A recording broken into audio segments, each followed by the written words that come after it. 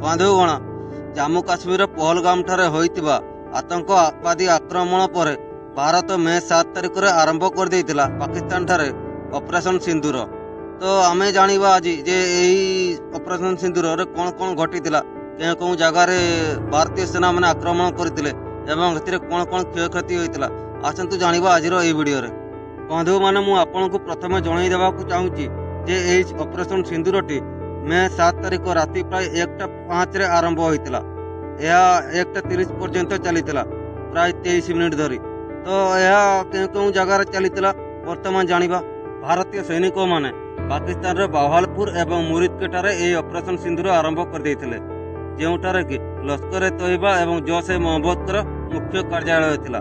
तो भारतीय सैनिक माने एही दुई अंचल रे प्राय 9टी आतंकवादी शिविर उपर आक्रमण करथिले एवं ताहाकू ध्वंस कर देइथिले जेउटारे कि जो मुंबई आक्रमण थिले फांसी पाइथिले आजमल कासब सेहीपरि आतंकवादी माने प्रशिक्षण नैथिले।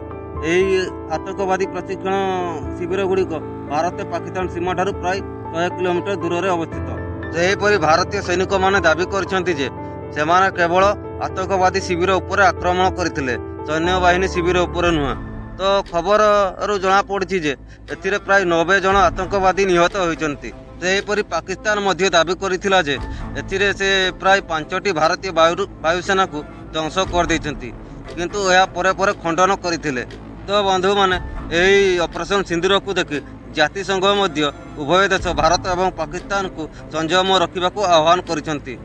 तो सेहीपरि रूसिया हला इंग्लैंड हला अमेरिका हला तुर्की हला ऑस्ट्रेलिया हला एही सब देश माने एही भारत एवं पाकिस्तान को एही उत्तेजना को कम करबा पई एवं यार समाधान फलाफल समाधान खोजिबा पई आह्वान मध्य करिसंती।